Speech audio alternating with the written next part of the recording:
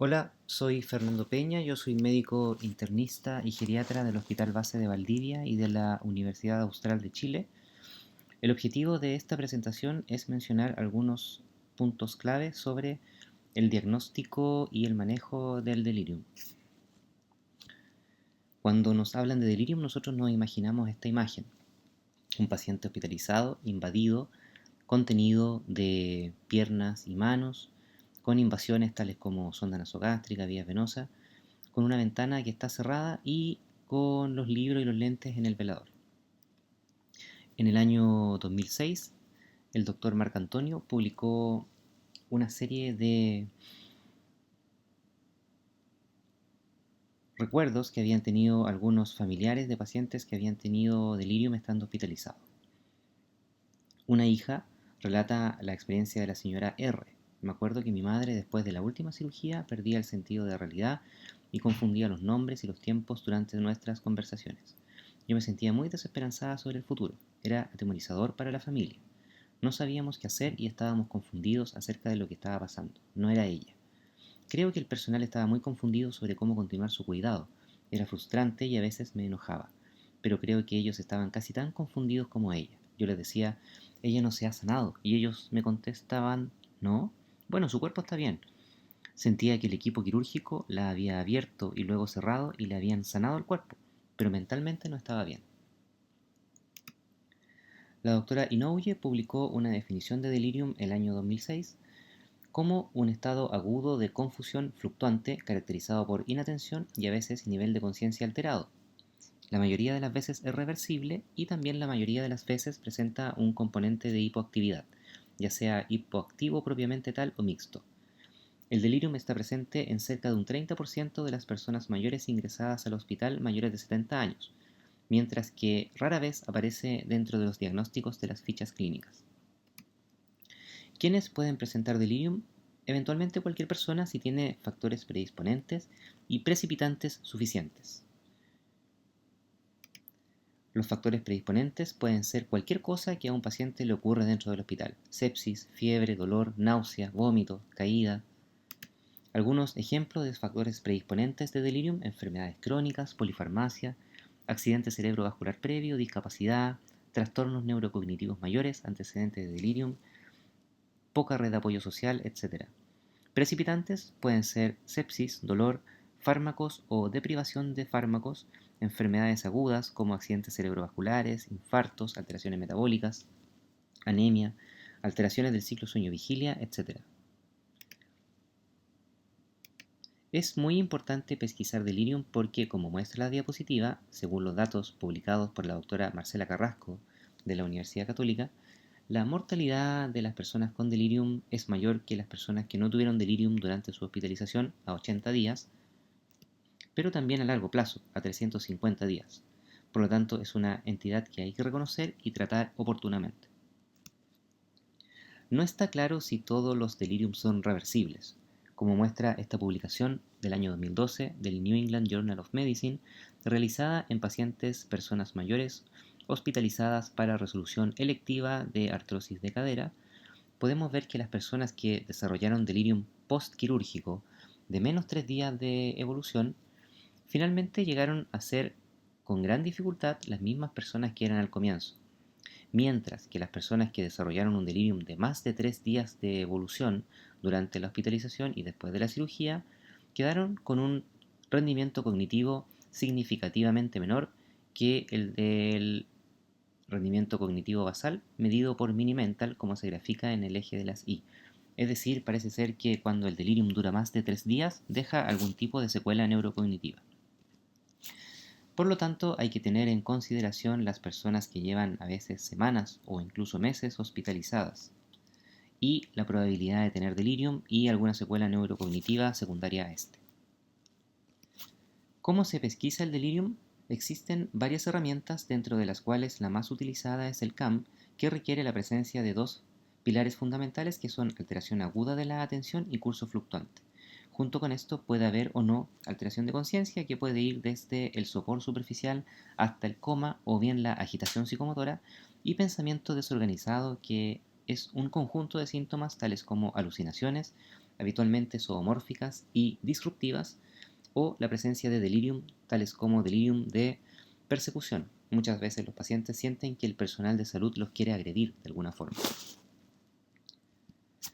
Para pesquisar alteraciones de la atención puede ser útil la inversión de series, pedirle al paciente que diga los días de la semana al revés o los meses del año al revés, o que repita una serie de números aleatorios, o que golpee la mesa o cierre los ojos cada vez que uno menciona la letra A dentro de una serie de letras.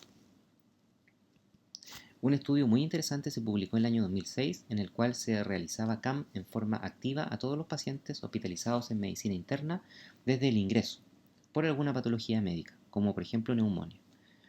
Se hacía CAM en la mañana y en la noche, y esto es lo que ocurría el día antes de que el CAM se hiciera positivo. Es decir, los pacientes no tenían delirium hasta el día siguiente, pero el día antes del delirium estaban con algún comportamiento extraño, que el personal de salud lo percibía como anormal.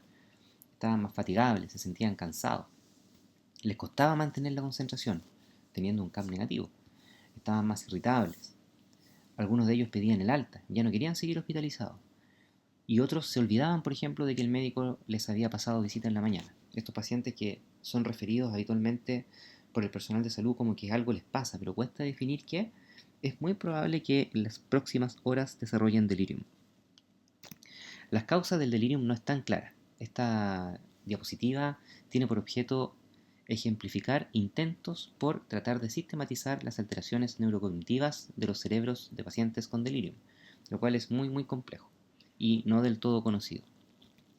Se sabe, sin embargo, que cuando existe, por ejemplo, una sepsis por una neumonía o por una infección urinaria o por un politraumatismo, se produce una disrupción del endotelio de todos los vasos del organismo, lo cual puede llevar, por ejemplo, al desarrollo de síndrome de distrés respiratorio agudo, o puede llevar al paso de sustancias nocivas desde el torrente sanguíneo hacia los parénquimas.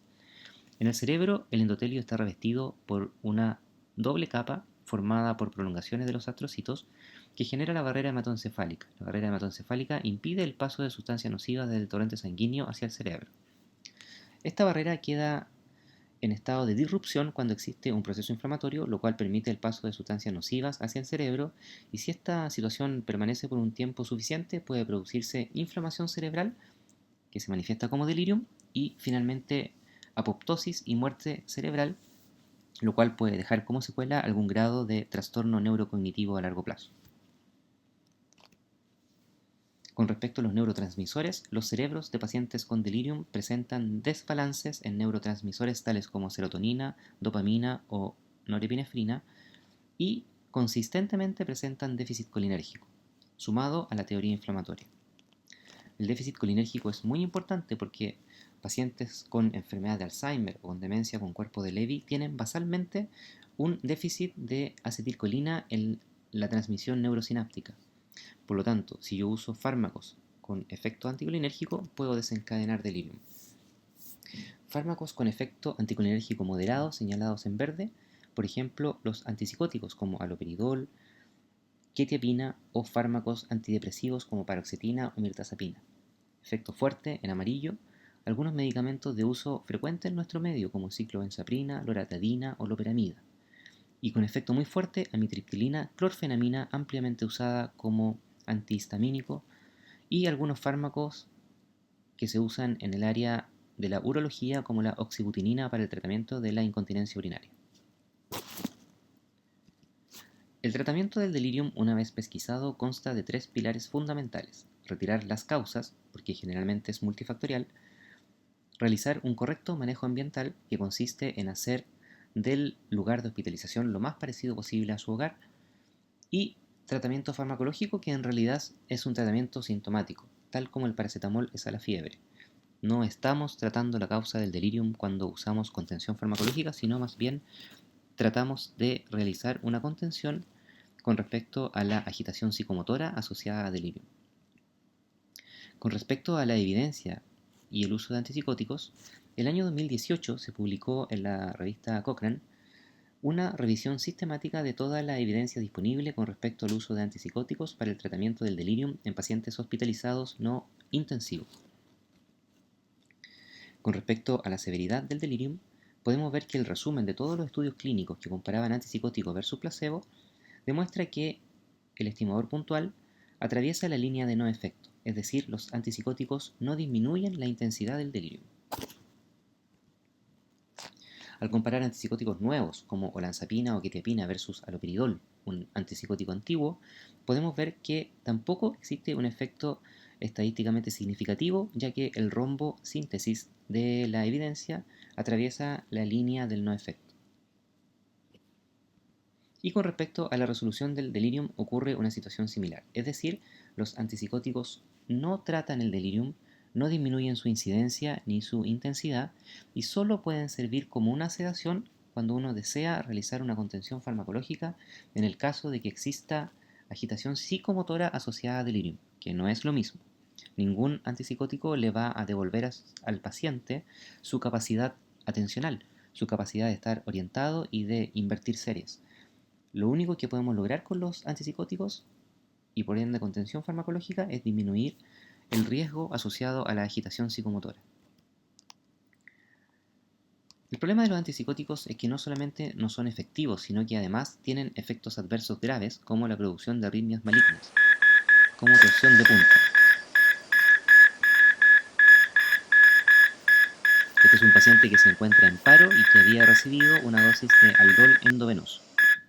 La torsión de punta se asocia a prolongación del QT, lo cual es una situación relativamente frecuente con el uso de antipsicóticos o con otros fármacos tales como quinolonas, como el levofloxacino, macrólido o antifúngicos. También se asocia a alteraciones hidroelectrolíticas como la hipocalemia o la hipomagnesemia. La magnitud del riesgo de torsión de punta con antipsicóticos queda graficado en este estudio publicado en el año 2017, donde se analizó todos los casos de prolongación de QT en territorio estadounidense. Hubo un total de 73 casos de prolongación de QT asociado al uso de medicamentos antipsicóticos, de los cuales 19 llevaron a taquicardia ventricular y solo 8 fueron fatales, todos con el uso de aldol endovenoso. Por lo tanto, en la actualidad se trata de evitar el uso endovenoso de los antipsicóticos y tratar de usar una vía ya sea oral o intramuscular. Por lo tanto, los antipsicóticos no son tratamiento del delirium y pueden servir solo como contención farmacológica en caso de agitación psicomotora. En una unidad geriátrica de agudos, donde se realiza tratamiento ambiental del delirium, el uso de antipsicóticos puede llegar hasta un 5%. Es decir, la mayoría de los pacientes no requiere de ningún fármaco para lograr resolver su delirium y manejar o prevenir la agitación psicomotora. El manejo ambiental es el pilar fundamental del tratamiento del delirium luego del retiro de las causas. El manejo multicomponente se compone de protocolo de sueño, protocolo de movilización precoz y continua y protocolo de actividades terapéuticas. Con respecto al protocolo de actividades terapéuticas, es muy importante facilitar la movilización de los pacientes, aumentar el tiempo de visitas y contacto con sus familiares, contar con cuidadores activos, promover la normalización de actividades básicas de la vida diaria y utilizar ayudas técnicas para la marcha y adaptaciones para la realización de actividades básicas de la vida diaria. Evitar el encamamiento. Como veíamos en clases anteriores, el encamamiento produce sarcopenia, fragilidad y la aparición de otros síndromes geriátricos que producen círculos viciosos que llevan a la dependencia.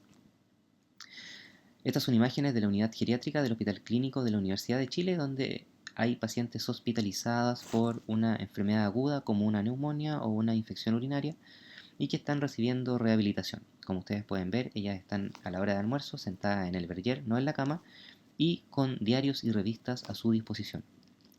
Si la condición epidemiológica del lugar permite, se puede implementar comedores comunitarios, actividades grupales como la realización de bingos y actividades personalizadas de acuerdo a los gustos y preferencias de los pacientes. El protocolo de actividades terapéuticas no solamente es posible en sala común, sino que también en UPC, como muestra esa imagen. La paciente está hospitalizada en intermedio y está recibiendo terapia ocupacional. Es muy importante las modificaciones ambientales de las salas de hospitalización que cuenten con calendarios y relojes grandes en cada sala, que tengan la posibilidad de orientación las 24 horas al día y que se realice sesiones formales de orientación a la realidad.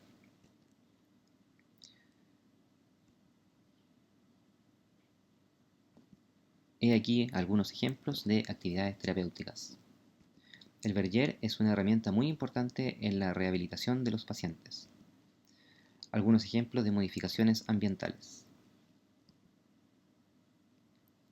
Con respecto al protocolo de sueño, es importante intentar apagar los televisores o las radios en un horario prudente, por ejemplo antes de las 21 o 22 horas, y negociar con otros pacientes en habitaciones compartidas.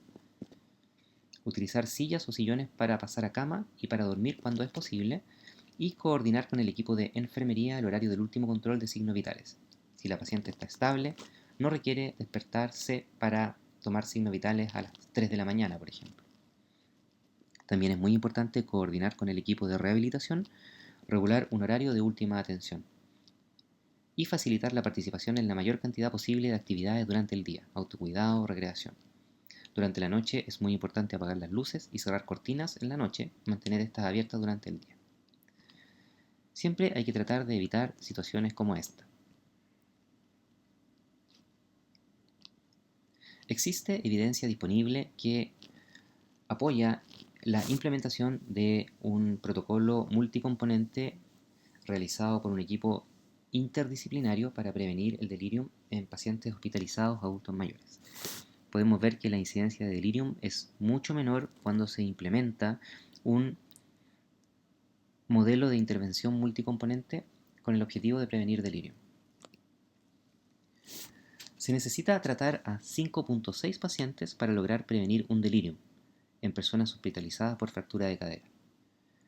Hay que considerar que el número necesario de tratar con aspirina para prevenir un segundo infarto es de alrededor de 80, lo cual es considerado bueno. En este caso es 5.6. El riesgo relativo de presentar delirium en todas sus formas es 64%, es decir, un 36% de reducción de riesgo relativo, mientras que la reducción de riesgo relativo para delirium severo con agitación psicomotora es de alrededor de 60%. La adherencia global al protocolo es de 87% con 0% de efectos adversos. Ningún fármaco tiene tal efectividad y seguridad en el momento actual.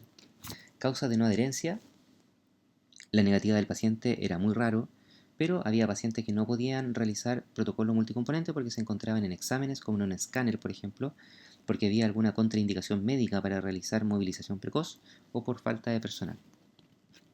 Desde el año 99 se han publicado nuevos estudios que, al ser sintetizados en este metaanálisis, muestran que no existe duda de que la intervención multicomponente disminuye la incidencia de delirio.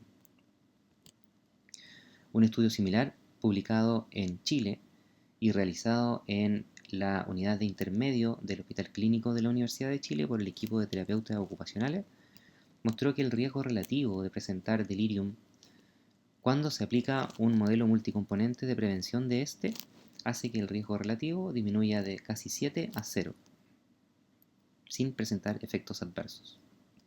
Por lo tanto, el manejo ambiental es probablemente el pilar más importante del manejo del delirio. Para eso se requiere el concurso de un equipo multidisciplinario y la implementación de modificaciones ambientales, acompañamiento por la familia y tratamiento en conjunto por todo el equipo de salud.